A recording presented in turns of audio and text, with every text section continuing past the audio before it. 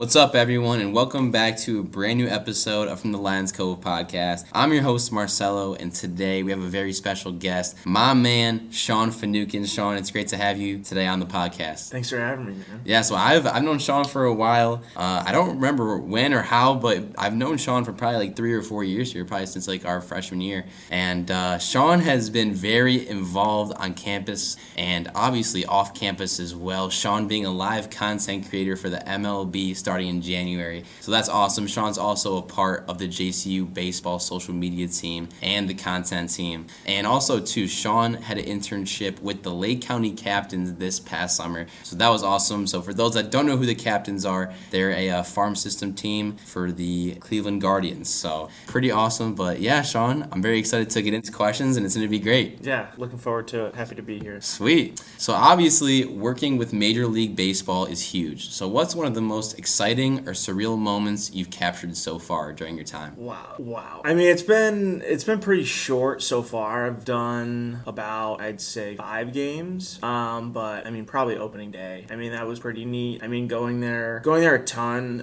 with my dad and my brother when we were younger, and then kind of transitioning to being on the other side of all the stuff. So like everyone running out onto the field, all those pregame festivities, and being just right in the middle of all that was really neat. And then the Guardians winning, they had a walk-off on opening day, so that was pretty cool. It wasn't the most eventful walk-off, being a walk, but it was really cool. Definitely really surreal. Getting the job, it didn't really hit me.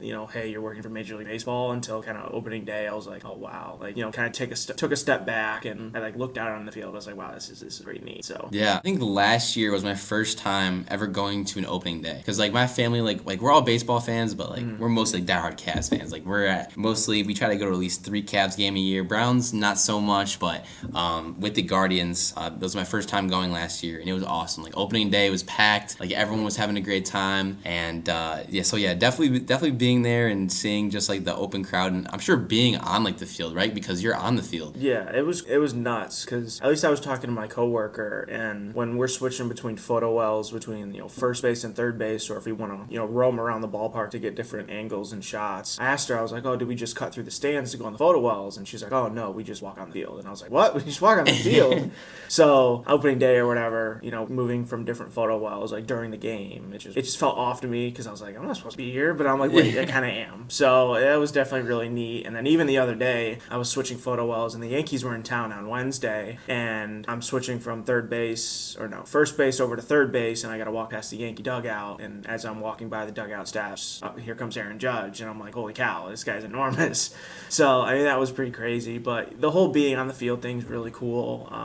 Capturing those little interactions, especially during batting practice and pregame, like little rituals guys have, like the gear they wear, cleats, chains, arm sleeves, leg guards, you name it. That stuff's really cool. Just highlighting all that. Wow, dude, awesome. And I'm sure it's been a great ride for you so far. So working with the MLB must come with some incredible moments. So what's an experience that stands out to you as a game changer this early in your career? I'd definitely say there's a little bit of pressure, at least with the position, because in my spot, like you're trying to capture as much as you can what happens during the game. So if Jose Ramirez hits a home run and I'm doing photo or video, make sure I get the shot. So I think it was on Monday, Jose hit a 3-run homer. Yeah. And I was on the first base side, so I got photos of Jose's homer. So I got him hitting the ball, running to first base, going around, and then slapping hands with the third base coach, and then embracing his guys after he touched home. And then so I'm taking my SD card out of my camera, uploading my footage to our database, and I hear a really loud crack of the bat. I'm like, what the heck was that? And it was Kyle Manzardo hit a home run. Yeah. I was like, oh shoot. Put my SD card back in my camera. Didn't get much of his home run, just him, high-fiving the coach around third base. But,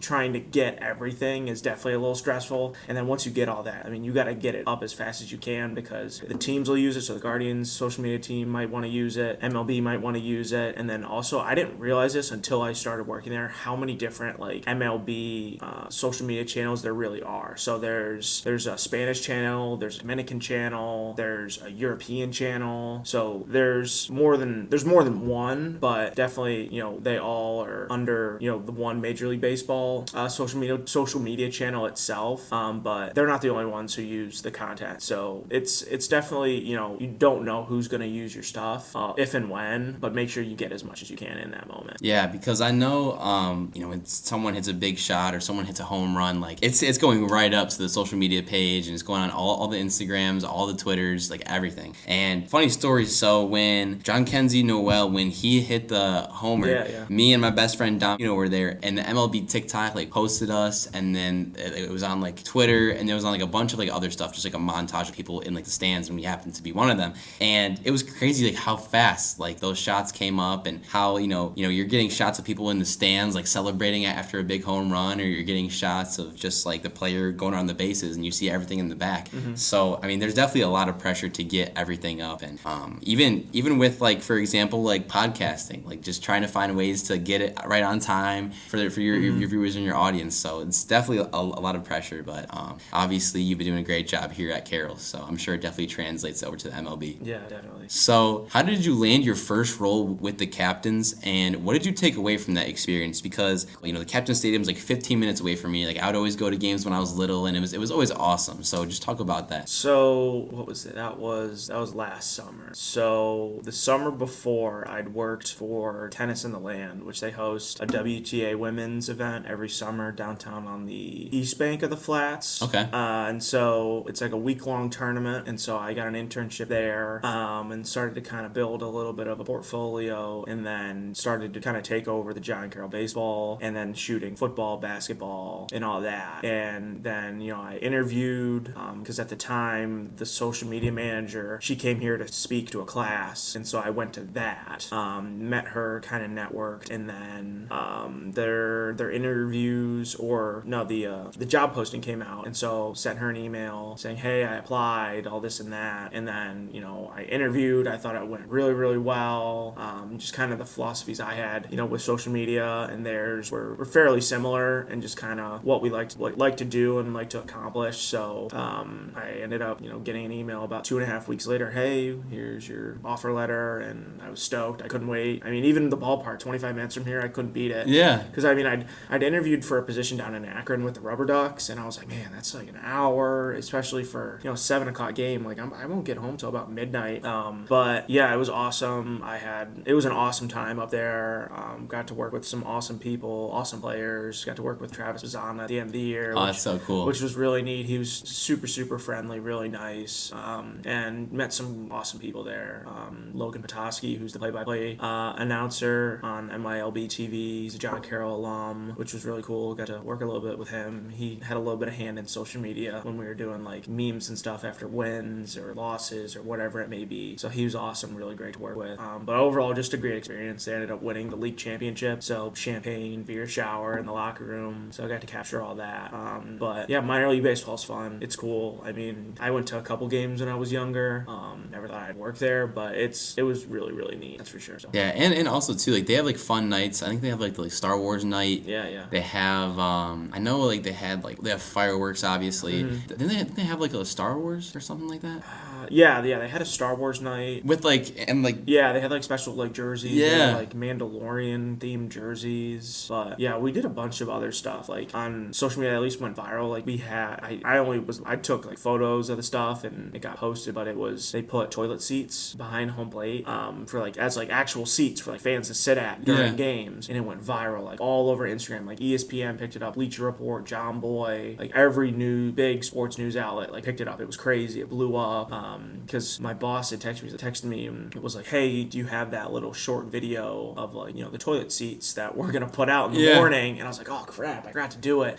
So I'm like sitting in my bed. It was like 1:30. I was like, oh crap. So I like open up Premiere, chop and edit a little couple videos, and get like a 15-second clip, send it over, and I wake up and it's like plastered all over ESPN. I was like, what the heck? Wow. So that was crazy. But yeah, that was one of the more obscure things, but pretty neat. Like I didn't think toilet seats would go nuts, at least on social media. But I mean, there's a lot of wacky things that teams will do in minor league baseball, promos, fan nights and stuff like that. But that's what makes minor league baseball fun. Honestly, it's so cool. Yeah, and also too, I'm sure having that internship, helps your path towards the MLB, and also helps with your path with John Carroll stuff. So I'm sure it all like relates to one another, and it'll definitely help you, throughout your career with the resume that you've built for sure. Yeah, absolutely. So you originally came to John Carroll to play baseball. So what was that transition transition, like stepping away from the game, but how did that open up the door for your creative work behind the camera? So I came in as a freshman.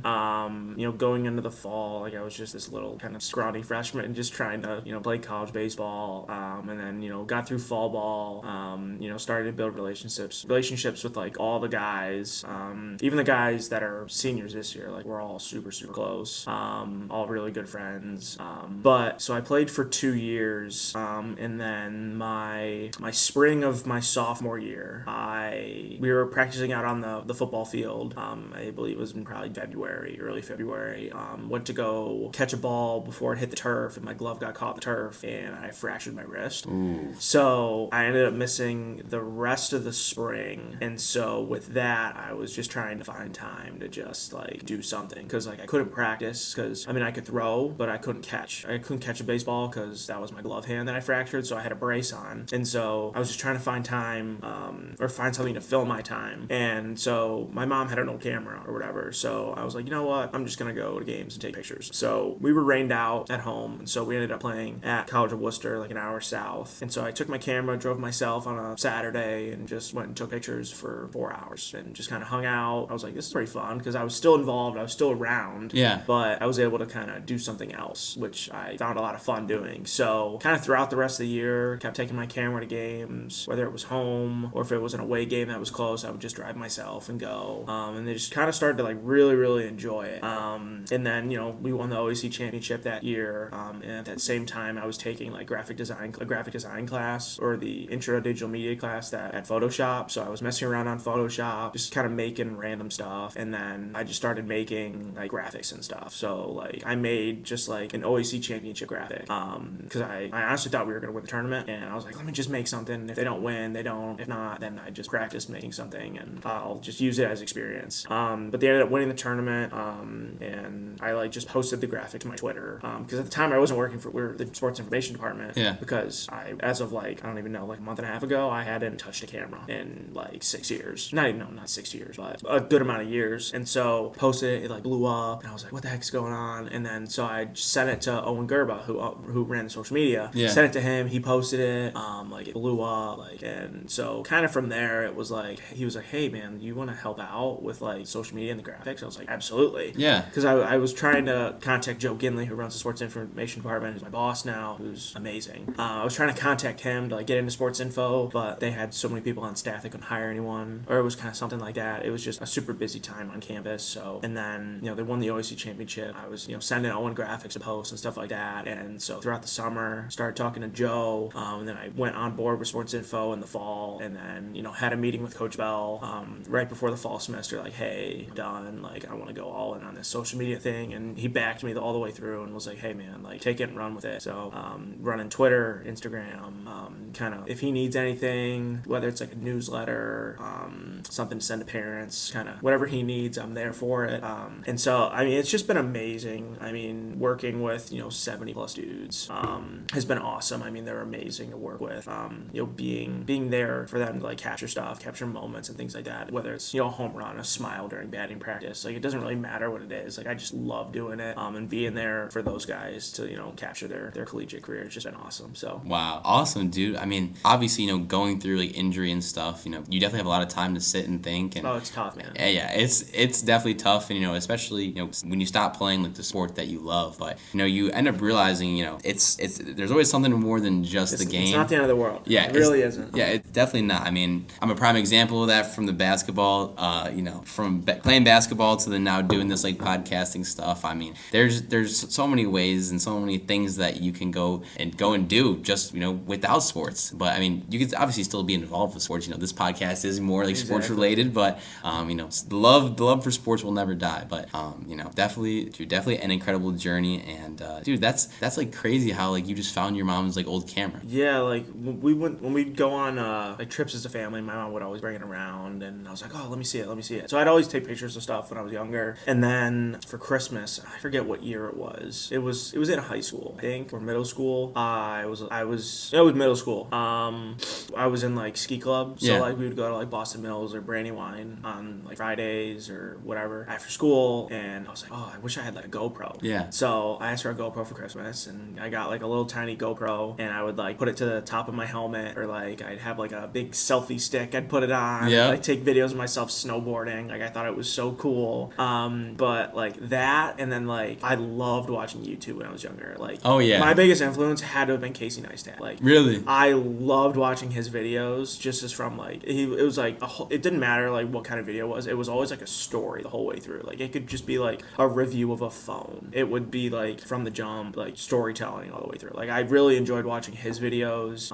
And then like I was like, oh, I want to make videos. And so that's when I like got a GoPro, and I like made like little 2-minute GoPro montages I would post on YouTube. Yep. Because I was like, oh, this is so cool. Like I'm gonna do this. So I did that, and then with the camera stuff, like I just really just like taking pictures, and like I just thought it was fun. And then I was like, you know what? After I got hurt, I was like, let me just try that again. Yeah. Lo and behold, here we are. So Yeah, dude. it's crazy how it all happened. Like if like I didn't get hurt, I don't think I'd be working Major League Baseball. Yeah. But like I thought it was the end of the world when I got hurt. I was like, dude, what am I gonna do? Like I can't play baseball. Like baseball was everything for me. So it's just crazy how things work, man. Yeah, man. It's a blessing in a disguise, right? It's crazy. But I mean, kind of going back to the YouTube stuff. Like when I was little, like I loved like Minecraft. I loved watching Cash Nasty, like the Jester, like the 2K videos. I absolutely loved those. And then you know, when I was little, I think I put out like 4 or 5 Minecraft like stuff on like PC. And then eventually, like when COVID came, I went back to it. Not Minecraft, but I started doing like the sports card stuff, which obviously that was huge at the time. Enormous. Sports card was insane. So now, do you still collect sports cards? A little bit. Like I'll collect like local team stuff, so like Browns, Guardians, Cavs stuff. And then I'm starting to collect, well, at least in Lake County, like a bunch of the guys that played there, like collecting some of their stuff. It's like, oh yeah, like I met you, like I'd had a couple interactions with a couple of guys, and they were really nice, and like collecting some of their stuff, which is cool. Or even like prospect cards. Like I love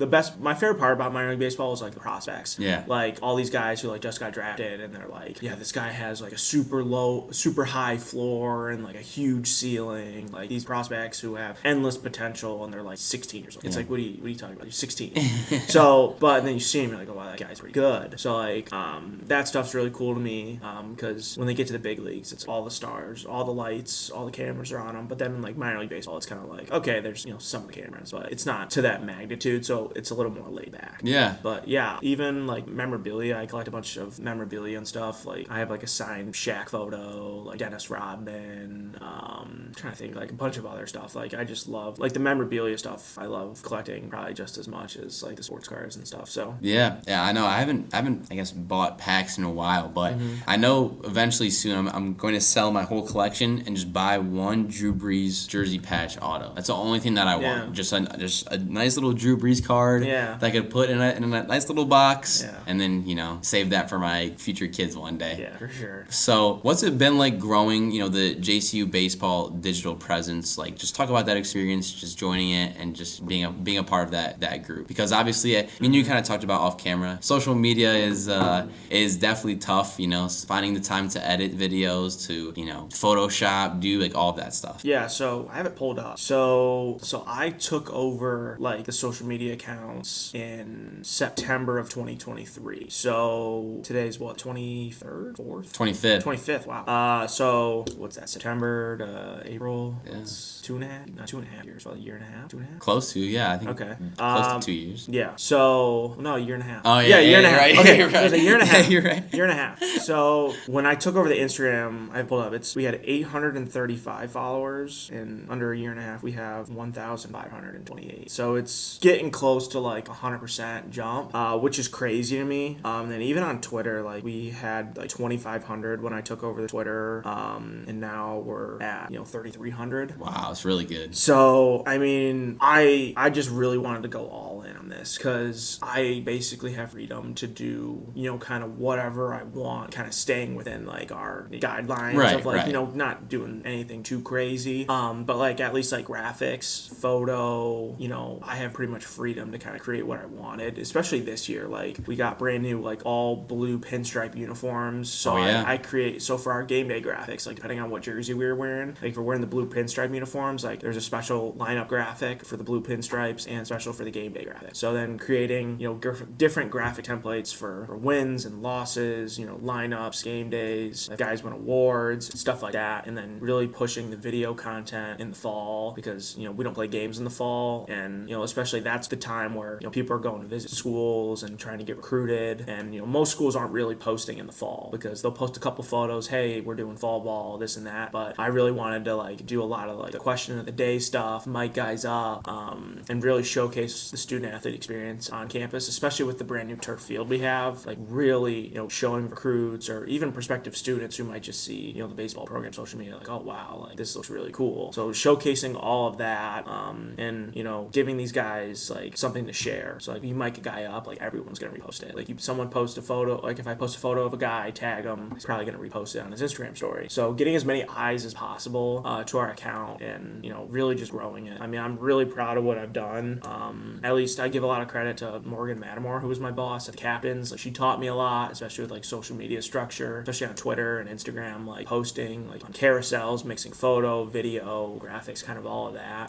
But yeah, it's been so much fun just being able to kind of run free with everything and, kind of do what I want. And also just capture all these moments for these dudes. When I was down in Florida with these guys, it was so much fun, especially because there was no live stream. So you could pay $30 to watch the game on the live stream, which I don't really know if any of our parents or anyone bought the live stream. Yeah. But so I kind of took it on myself. I was like, well, there's no live stream. So I was really up to date on social media, especially on Twitter. And then I did a lot of video content. And so one of our freshmen, Dylan Sowers, hit his first career home run. I got it on video. And I was like, wow, that's pretty cool. Yeah.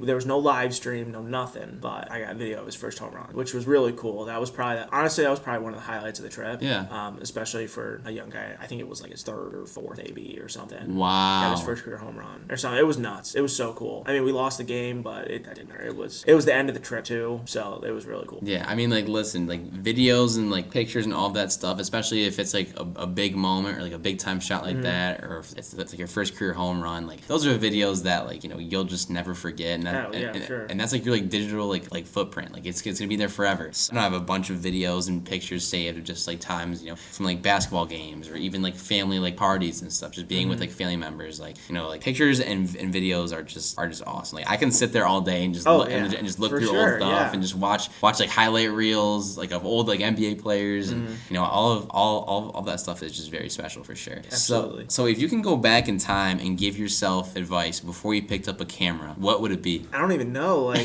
just started doing it just kind of as a hobby or just something to fill time. I never thought it would be something that it would turn into a career. I always thought of it as just a hobby, and then I got an internship. I was like, okay, this might lean towards a career a little bit because even I came here I came as a business major. I wanted to be an accountant. Yeah. And I took econ. I was like, this is not for me, man. Econ and stats. I was like, man, I can't do this. It was tough. I struggled so bad, and I'm just talked to my parents, and they're like, I was like, I might switch my major. They're like, okay, I was like, they're okay, it's fine. You can switch your major. I was like, really? And they're like, yeah, we don't mind. And I was like, okay. And I was looking, and I was like, oh, digital media. That seems cool. I like the media stuff. Yeah. And because I switched my major before I got hurt, so I switched my major, and then I started doing photoshopping and stuff like that, and then camera stuff, and it all just kind of came together. Because originally I wanted to go into broadcasting. I really enjoyed doing play-by-play and color commentary for basketball. I did only basketball. I did one baseball game this spring, and then me and my brother are doing a game on Tuesday together. Oh, nice. So against Allegheny. So I'll be doing play-by-play. He'll be doing color commentary. Wow. So you and your bro. Yeah. So that'd be cool because he pitched the idea to my boss Joe, and he was like, "Oh, sure, whatever." That is so cool. It's gonna be cool. But yeah, I mean, I wanted to do broadcasting. I told my mom, oh yeah, I love this broadcasting play-by-play stuff. And then 2 months later, I got hurt, and then it was okay, I don't know about broadcasting. This is kind of fun. And then I started making the graphics, and then it just kind of took off from there. Just all of that kind of mishmash together has just been towards the career path I want to go. So wow, awesome. So no really piece of advice besides just keep on going. Yeah, it's I don't know, just bet on yourself. Yeah. Because when I was just using my mom's old camera, I kind of used that until June. And then I was like, I should probably get a new camera. So I was watching so many YouTube videos, reading so many articles, what's the best camera to start with on XYZ budget? Because I was I don't want to blow the bank. Yeah, right. Because I'm what if I don't want to do this for very long? I'm well, I'll just have this really nice camera. I can end up just selling it again. So I was just I don't know what I want to do. And I was like, dude, screw it. Just bet on yourself. Just take the risk. Do it. So I spent I'll combine $2,000 Wow. on a camera and a lens. And I was like, all right, here we go. Yeah. So, and and just kind of went all in from there, and kind of haven't looked back since. Still have that same lens, but I did buy a different camera body. Okay. Need a little more firepower. Yeah. So than the other one I had. But. Awesome, bro. Wow. So how do you deal with burnout or creative blocks, especially during a pack season? Because when you're sitting there and you're editing, like I even know with like podcasts sometimes, it just gets tough. It's crazy. I mean, especially working last summer was definitely like a big, I don't know how to say it. Like it was like a wake up call, because I mean, over the summer I would wake up, like if we had a 7 o'clock first pitch, I'd have to be there at 2 o'clock, and then I'm out of there at 10:30, closer to 11, home by 11:30. So I mean, that's a long day. Yeah. I mean, it's an unconventional 9 to 5, but it's pretty similar, maybe a little bit longer, but it's just go, especially, turning around content. So like I would just wake up at 11 o'clock and then, eat lunch, go to the ballpark, come home, and then just go right back to bed. So it's definitely finding balance and finding structure, and just not, and like realizing, hey, don't just wake up, go to work, and then go to bed. Like you gotta find time in there just for like yourself to like unplug, like just set your phone down. Because like, especially like what I'm doing now, like everything I do is through my phone, like editing my photos, uploading videos, all through my phone. So like don't doom scroll on Instagram or any of that stuff. Like you just gotta unplug, put your phone down, like find something else to do. Like I'll just watch like a TV show or something, or like go to the gym. Like it's all about balance, especially working in sports, because it's when you're working, it's go. It just doesn't stop, because things can change in an instance. Especially working like in Lake County, like it was always like go. There was always something happening. Like if there was a promo, something between innings, like if there was a home run, it's like, hey, we need the footage. You gotta go edit it. You gotta upload it. So it was a lot. But I mean, it definitely taught me a lot. Just about like there was definitely some pressure, but like pressure's privilege, I guess. Yeah, especially it in is. In sports, it's a privilege. Like, but like working in like those high pressure situations where it's like, hey, we need to get this up as fast as possible. Especially like when Travis was on his first career minor league home run. Like I had video of that. We had photo. It's like, hey, we need to get this out as fast as possible before minor league baseball gets it out or MLB gets it out. Like we needed, like we ran back into the office, SD cards in the computer, edit the footage, and just post it as fast as we possibly can. So I mean, that was definitely a lot of pressure. And just making sure you don't mess up that big moment and making sure everything comes out perfect. But yeah, back to like the balance, like just finding some structure in your day, especially working in sports. It's tough, but I mean, it's what you have to do in order to kind of stay sane throughout all of the craziness that sports is. So yeah, and like plus too, there are times where you're staring at like your computer, like nonstop editing, even looking at pictures, like your phone, like, all that stuff. And then your eyes just become strained, and you just don't want to look at it anymore. But I mean, once you see like the final product, it's all worth it. And because like once it's smooth, and obviously we've seen some of your clips on your Instagram as well, just super smooth and all of that. Like for example, the little mixtape for the CSS, man, that was awesome. But we'll definitely talk about that in a little bit. Mm-hmm. But if you could create a mixtape for any athlete in history from any era, who would it be, and what would that content look like? Dude, probably LeBron, man. Like being in like LeBron, like his first stint with the Cavs, like in the late 2000s, like it was a freak athlete, like jumping out of the gym. Like it'd probably just be something, just like a dunk compilation, him jumping over dudes and hitting threes and all that. But yeah, I mean, I don't know, video, photo, mishmash of all that. Yeah, something probably take me forever to edit, but be happy how it looks. That's for sure, though. Yeah, and then I think you were able to go like courtside for a Cavs game and take pictures and videos and stuff, right? It was it was like a sports journalism class I took this fall. Our professor was like, hey, if you guys want to go, write a story on a game, let me know. I can get you a credential. I was like, oh, perfect. And I emailed. I was like, hey, can I just do a photo story? Like, take a couple photos and then write like descriptions of the photos and kind of what happened throughout the game. And he was like, oh yeah, sure, that works. So I got to go on the court pre-game. So it was like 2 hours before tip till like 30 minutes before tip. Yeah, is when I could be on the floor, and then after that I could kind of roam kind of wherever. So I would go to the club level, to Loudville, just kind of wherever other than like on the court. But I mean, you could still get some pretty sweet shots. Like even, I'll show you, that's my lock screen at least. It's just a photo of Garland I took from like behind the basket in the stands. But like, yeah, I mean, especially with the super long lens, you can do anything, any picture, at least, especially in an arena. Yeah, I mean, you don't have to be super far away to get a good shot. So, but yeah, Cavs was really cool. Haven't done a Browns game. I don't know, depending on the weather. Yeah, like to do one. But yeah, no, it's been cool. I've been very fortunate to be there and be on the court and all that, which is crazy. If you had told me that like 3 years ago, like, hey, you're gonna be on the court for Cavs game and be on the field for opening day, I thought you were crazy. But it's really neat. It's crazy. Wow, awesome, brother. So 2024 in June, you came to capture some of the moments at the CSS Cello Summer Showdown 3-on-3 Basketball League. Obviously, a fundraiser for special sports. It was awesome. It was a great weekend. So what was it like shooting a more laid-back community event compared to the high atmosphere of MLB or JCU baseball? It's definitely it's much more relaxing, that's for sure. Even though the gym was like 95 degrees. Dude, that was like the hottest week of the year, too. Oh my gosh. Yeah, the gym was so hot. But it was cool, like, for a great cause, I mean, first and foremost. But, like, for, like, the NBA, not the NBA, geez, the MLB, wrong league. For, like, the MLB, like, we'll have certain things, like, we have to get done. Like, for every game, if, like, we're on photo, it's like every guy who gets into the game should have something. So whether it's a photo, whether it's a video, it should be in the database by the end of the game.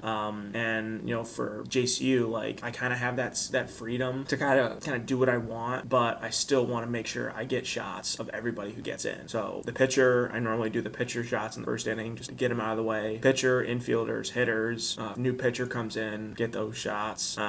Sometimes stuff with the coaches and stuff like that. But for CSS, it was kind of just see what was going on, kind of move around. Lighting wasn't incredible, but the video turned out great. Yeah, video was awesome. Video was awesome. Some good clips from that. The photo was good. Just kind of trying to capture like those in between moments, which I really enjoy doing. And then obviously your game action, like guys hitting floaters over each other, or fadeaways and hitting threes, any celebration and stuff like that. So it was cool. I really enjoyed it. Yeah, I'm looking forward to this year. It should be fun. Yeah, I have some big stuff planned for this year. I know I haven't found the dates yet. I have the time set up, so I'm just waiting on dates, waiting to hear back. But it's definitely going to be in June. And then also too, I was thinking maybe potentially a little like media day. I have a lot of friends that want to help out this year, which is great. That's awesome. So I know potentially a week before, I was thinking potential media day, post, or I guess like pre-tournament, conference where you can interview like all the players, get some clips. So I was thinking about doing that. That would be sweet. And then obviously the CSS draft, definitely gonna hold it, I think, here in a conference room at Carroll, and try to get everyone to dress up nice, dress up fancy, and get some clips and stuff. But yeah, it's definitely gonna be a great time. And this is like the last year that I can really go all in for this. So I can't wait. So it's definitely gonna be awesome, and I'm very excited for you to come back for it. Yeah, it should be sweet. Can't wait for that. Yeah, I mean, we'll have a Bobby Jerome back on. Back on the commentary, and then I have some few friends that got hurt playing basketball, but they want to come and commentate and talk a little bit about some stuff. So that's awesome. It's definitely going to be a great mix. So for sure. So now the last thing is the quote of the episode. So I never send this to any of my guests. This is just kind of off the top of your head. And so the quote of the episode is, I'll say a quote from a famous person, a famous athlete, if I find it online somewhere. This quote is from Pinterest, and so basically I'll read this quote to you. You just say what it means to you, and then you'll tell the audience a quote that you live by every single day. Okay. So this quote is, today everything exists to end in a photograph. I mean, I'll take that as probably like, I don't know, like, what is it again? You want to read it again? Yeah, I'm trying to think how to So today everything exists to end in a photograph. I don't know, maybe like in the end, like everything just happens. I don't know. That's tricky. It makes sense, but I just don't know how to like take it how it's like written.